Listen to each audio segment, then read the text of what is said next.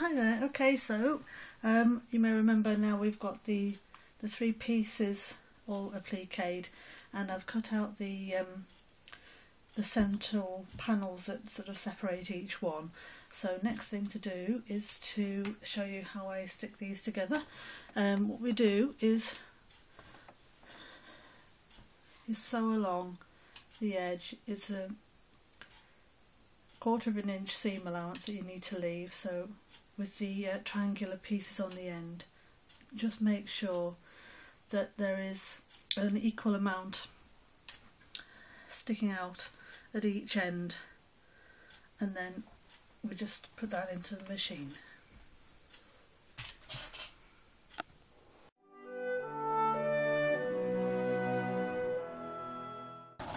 I'm not pinning this, but you can do if you're not sure, but I'm just going to, as long as you make sure that you keep the two edges of fabric lined up all the way along, you should be fine.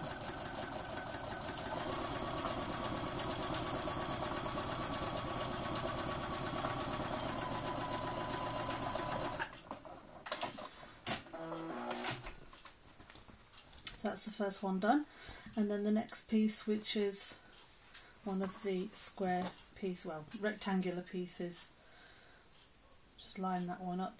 Obviously this doesn't overlap at all at the edge, so just make sure that the two edges line up perfectly.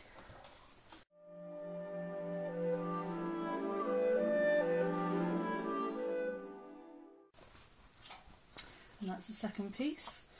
Now what you can do is literally add each piece on, or if you're not sure, you can always do one edge on the next piece separately and then attach them all together at the same time at the end. But I'm going to just go on to the next one. Remember, this is the house, so there is a right side up, so that's that way up. So just make sure that this house goes that way up, flip it round, then it's right sides together, and I know that I'm doing it the right way up. I don't want to have one house upside down. That would be so easy to do, so just be careful for that. Of course, if it does happen, you just unpick it and do it again.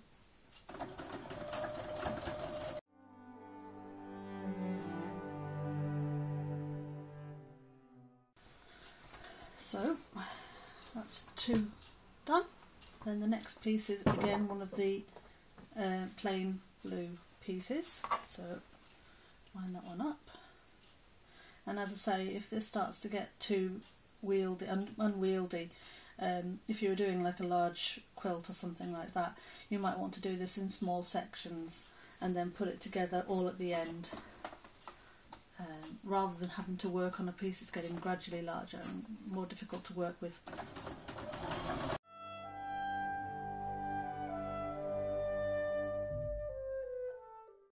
Right, so that's the last of the spacer pieces. What I'm going to do is I'm going to put the end piece on the final square, just because that needs a little bit more care to line it up.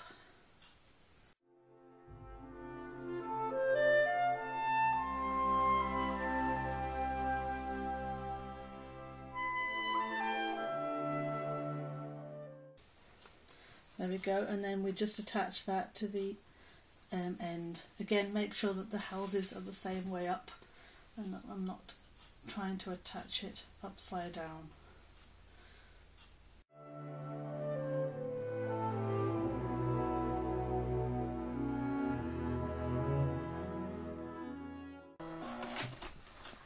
There we go.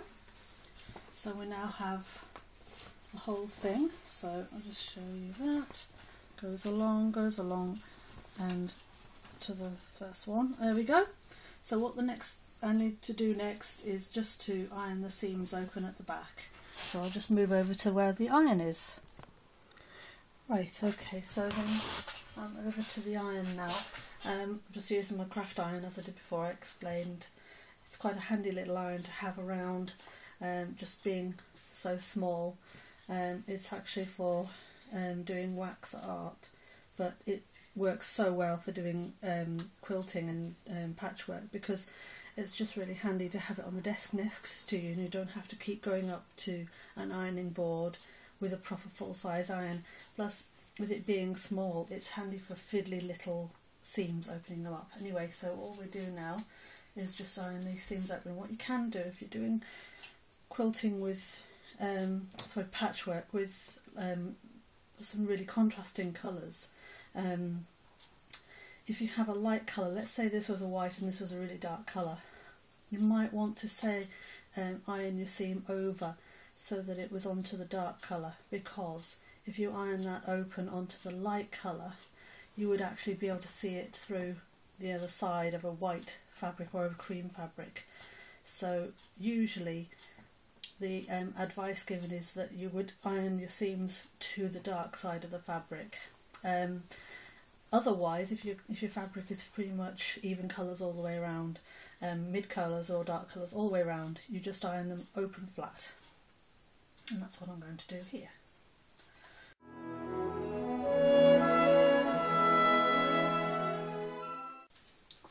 And it's also useful to press your applique as well. It kind of sets that adhesive back onto the fabric again, flattens out all the stitches, and it just makes it look a bit neater. That doesn't matter as much now, but when it comes to quilting this later on, that will be quite useful to have done. So all I'm going to do is just work my way through this, and I'll just fast forward this bit.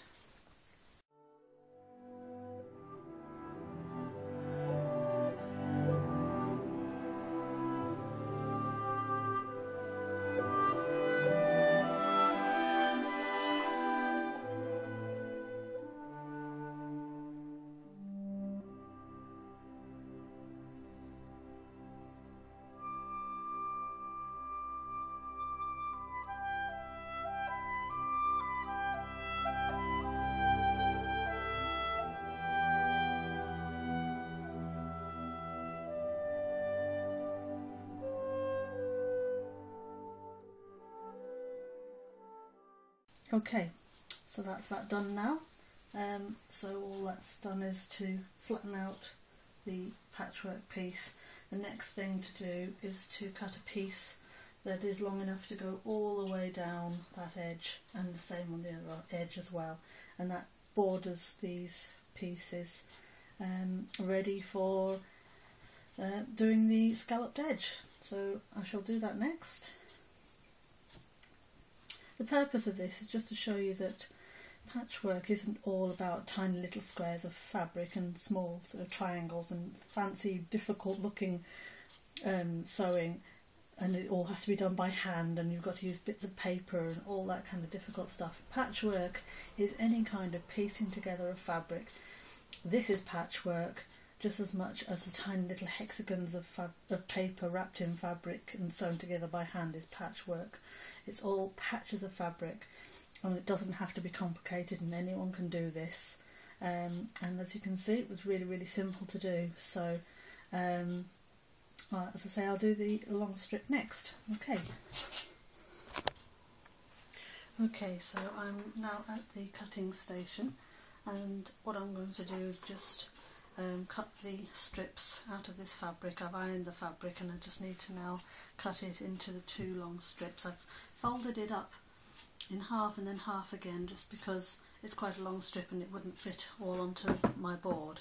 So, and that's fine. I've got a torn edge here, so I know it's perfectly straight, so I've lined those all up on top of each other. But because it's a torn edge, they have a kind of wrinkly effect. I'll show you that in a minute. So I'm just going to take that off, and that'll reveal a nice smooth sharp edge, which I can then use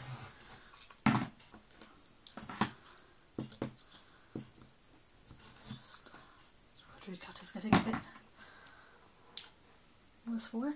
So as you can see, it has like a rolled edge. It's because of the way it's torn, it sort of stretches the fibres, so it's slightly crinkly as well. You can sort of see it's naturally wanting to almost curl into a spiral. So cut that off, and then you're left with a nice perfectly straight edge. that's great for cutting to a particular size.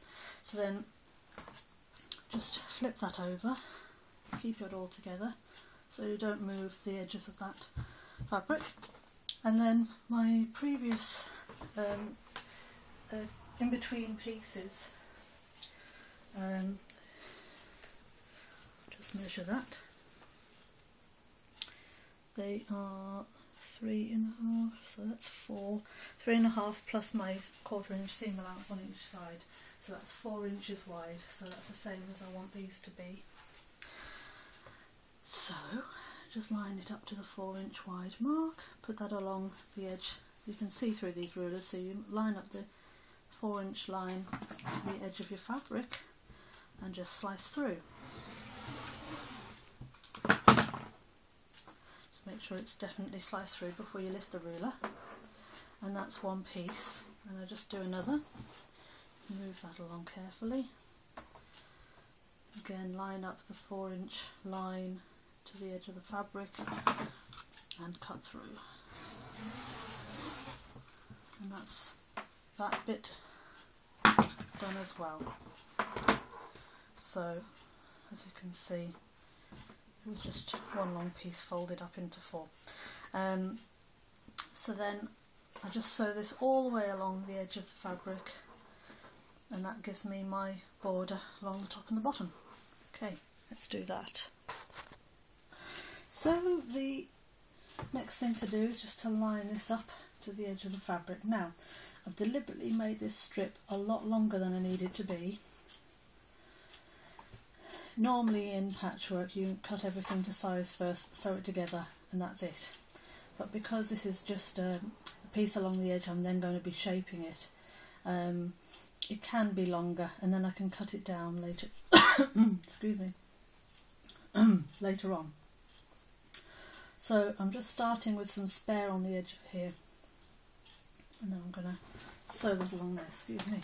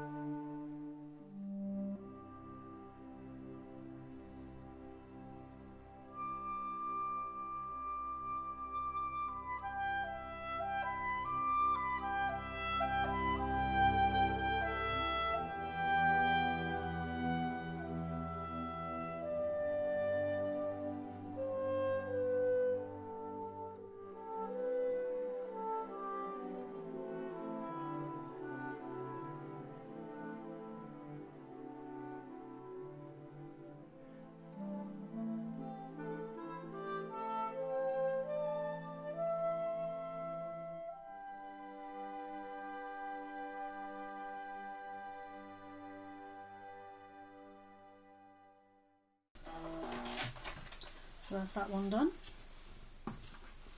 and you get the idea how it looks when that's ironed open again, and that sort of frames each of these designs ready for the edging and then finally the quilting.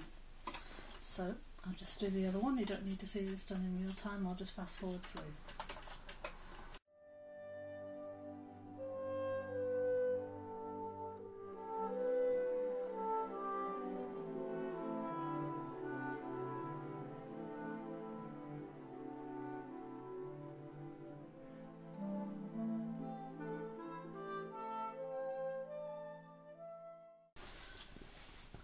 Okay, so that's that now, and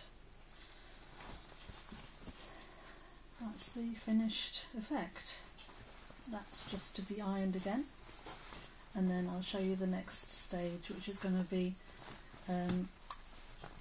doing the scalloped edge, and I'll be introducing the back fabric, which will be just plain like this, and the wadding as well. Okay.